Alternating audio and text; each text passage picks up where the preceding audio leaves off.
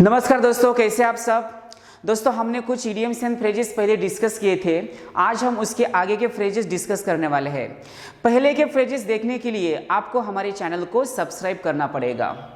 आज हम फॉल के साथ जितने भी वर्ड्स आते हैं उससे बनने वाले जो भी फ्रेजेस होते हैं उनके मीनिंग और उसका यूज आज हम डिस्कस करने वाले हैं। तो चलिए दोस्तों, शुरू करते हैं आज का सेशन। यहाँ पर पहली फ्रेज देखिएगा। पहली फ्रेज है फॉल इन। कौन सी फ्रेज है दोस्तों? Fall in. अब इस फॉल के साथ कौन सा वर्ड आया है? इन आया है। और इस फॉल इन का जो मीनिंग होता है वो होता है कोलैप्स होना या गिरना। क्या होता है? कोलैप्स होना या गिरना। अब इसका यूज सेंटेंस में कैसे किया जाएगा देखिएगा। After the rain the roof fell in. इसका मतलब बारिश के बाद जो रूफ था वो पूरा कोलैप्स हुआ या गिर गया, ऐसे उसका मीनिंग होना चाहिए। आया समझ में? कौन सी फ्रेज थी? तो फॉल इन थी। कौन सी थी? फॉल इन, क्योंकि फॉल का सेकंड फॉर्म जो होता है वो क्या होता है? फेल होता है। ये भी आपको ध्यान में रखना पड़ेगा। उसके बाद देखिएगा फॉल ऑफ। फॉल के साथ कौन सा वर्ड आया है? तो ऑफ आया है। और फॉल ऑफ का मीनिंग क्या होता है? डिमिनिश करना या कम करना। डिमिनिश करना या कम होना। अब इसका यूज सेंटेंस में कैसे किया जाएगा देखिएगा। यहाँ पर friends fall of in adversity. कौन सी फ्रेज है यहाँ पर? फॉल ऑफ, यानी डिमिनिश करना या कम होना। और उसका सेंटेंस में हमने यूज कैसे किया है? Friends fall of in adversity. आया समझ में? चलिए, और फॉल के साथ कौन से वर्ड आते हैं और उसका मीनिंग क्या होता है यहाँ पर डिस्कस करते हैं। अब यहाँ पर देखिएगा फॉल आउट बोला है। तो फॉल आउट का मीनिंग क्या होता है? तो फॉल आउट का मीनिंग होता है क्वारल करना या लड़ना या लड़ाई करना। आया समझ में? आप देखिएगा इसका यूज सेंटेंस में कैसे किया जाएगा। Leave the students alone for a minute and they will fall out. इसका मीनिंग क्या होना चाहिए दोस्तों? एक मिनट के लिए सब स्टूडेंट को छोड़ दीजिए खुला, तो क्या करेंगे? आपस में लड़ेंगे। तो ऐसे उसका मीनिंग होना चाहिए। कौन सी फ्रेज थी दोस्तों? Fall out. फॉल आउट का मीनिंग क्या होगा? तो क्वारल करना या लड़ाई करना या लड़ना। आया समझ में? चलिए, और एक देखिएगा यहाँ पर फॉल के साथ बैक का यूज हुआ है, यानी फॉल बैक। फॉल बैक का मीनिंग क्या होता है? रिट्रीट होना या वापिस जाना।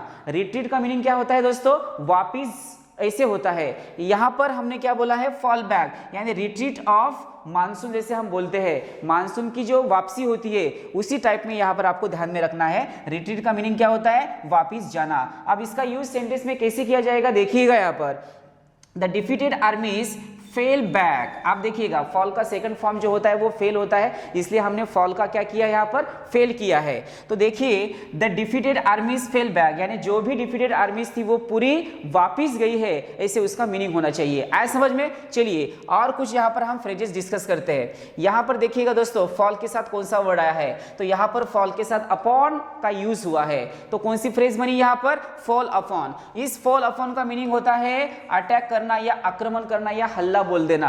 आया समझ में? कौन सी फ्रेज है यहाँ पर? फॉल अपॉन, आक्रमण करना या हल्ला बोलना। अब यहाँ पर इसका सेंटेंस में यूज कैसे किया जाएगा देखिएगा। The police fail upon the thieves. The police fail upon the thieves. इसका मतलब ये हुआ कि पुलिस ने क्या किया? तो चोर के ऊपर आक्रमण कर दिया या हल्ला बोल दिया है, ऐसे उसका मीनिंग होना चाहिए। आया समझ में? कौन सी फ्रेज है? तो फेल अपॉन, यानी फॉल अपॉन एक ही होता है। उसके बाद देखिएगा फॉल फ्लैट। यहां पर फॉल के साथ क्या है? फ्लैट ये वर्ड आया है। और फॉल फ्लैट का मतलब होता है नो इफेक्ट, यानी कोई प्रभाव न दिखना। कोई प्रभाव न दिखना। अब उसका सेंटेंस में यूज देखिएगा। His advice fail flat. इसका मतलब उसकी एडवाइस का कोई भी प्रभाव नहीं दिखा, ऐसे उसका मीनिंग होना चाहिए। आया समझ में? चलिए दोस्तों, और यहाँ पर एक इडियम डिस्कस करते हैं। Fall in love. Fall in love, field with love, यानी प्रेम करना। अब इसका यूज सेंटेंस में कैसे किया जाएगा देखिएगा। यहाँ पर he fell in love with her. अब यहाँ पर हमने फॉल का सेकंड फॉर्म क्या लिया है? फेल लिया है। So he fell in love with her. उसके बाद देखिएगा दोस्तों फॉल के साथ कौन सा वर्ड आया है? यहाँ पर फॉल इन विथ ऐसे आया है। कौन सा वर्ड है यहाँ पर? To fall in with. और इसका मीनिंग होता है किसी के साथ एग्री होना या किसी के साथ सहमति दर्शाना। आया समझ में? अब यहाँ पर इसका यूज सेंटेंस में कैसे किया जाएगा? I hope she will be soon fall in with my opinion. इसका मीनिंग ये होना चाहिए कि वो जल्दी ही मेरे ओपिनियन से क्या होगी? एग्री होगी। तो ऐसे उसका मीनिंग होना चाहिए। आया समझ में? चलिए, और कुछ यहाँ पर फ्रेजेस डिस्कस करते हैं। देखिएगा यहाँ पर फॉल, टू फॉल का यूज किया है। क्या है यहाँ पर? To fall. अब इस टू फॉल का मीनिंग क्या होता है? तो टू फॉल का मीनिंग होता है डिसअपॉइंटेड होना या मुंह उतर जाना। आया समझ में? तो डिसअपॉइंटेड कोई नाराज ही दिखना, ऐसे उसका मीनिंग होना चाहिए। अब यहाँ पर इसका यूज कैसे होता है देखिएगा, her face fell when he was accused of half murder. यहाँ पर उसका चेहरा जो है, उसका जो मुंह है वो पूरा उतर गया है, वो एक्यूज देखिए, ऐसे उसका मीनिंग होना चाहिए। आया समझ में? चलिए उसके बाद फॉल के साथ क्या आया है? To fall heavy. To fall heavy, to fall heavy का मतलब होता है बर्डनसम या कोई बोझ होना, कोई बर्डन होना या कोई बोझ होना। अब इसका यूज सेंटेंस में कैसे किया जाएगा? The rent of new flat fell heavy on the tenant. तो जो भी टेनेंट थे उसके ऊपर वो पूरा बोझ हुआ है या उनको वो ज्यादा बर्डनसम हुआ है, ऐसे उसका मीनिंग होना चाहिए। आया समझ में? चलिए उसके बाद देखिएगा टू फॉल शॉर्ट ऑफ, यहाँ पर शॉर्ट ऑफ का यूज किया गया है। फॉल वर्ड तो हमेशा उन्हीं के साथ आ रहा है, बट बाकी के जो वर्ड्स है वो अलग अलग आ रहे हैं, इसलिए उसका मीनिंग भी चेंज होते जा रहा है। अब इसका मीनिंग क्या होता है? To fail to meet the standard, यानी मेल न खाना, मैचिंग न होना। आया समझ में? अब यहाँ पर उसका यूज कैसे होता है देखिएगा, your results has Fallon short of my expectation. जो मेरी एक्सपेक्टेशन थी उससे आपका जो रिजल्ट है वो मेल नहीं खाया है, ऐसे उसका मीनिंग होता है। आया समझ में? चलिए और एक यहाँ पर देखिएगा फॉल थ्रू है। तो अब यहाँ पर क्या आया है? फॉल थ्रू का, यानी थ्रू का यूज यहाँ पर हुआ है और उसका मीनिंग होता है फेल होना या असफल होना। अब इस फॉल थ्रू का यूज सेंटेंस में कैसे किया जाएगा? यहां पर देखिएगा he fell through in his plan. इसका मतलब वो अपने प्लान में पूरा असफल हुआ है, ऐसे उसका मीनिंग होना चाहिए। चलिए दोस्तों एक बार फिर से इन सब इडियम्स एंड फ्रेजेस के जो मीनिंग होते हैं वो हम देखेंगे। पहली कौन सी फ्रेज थी?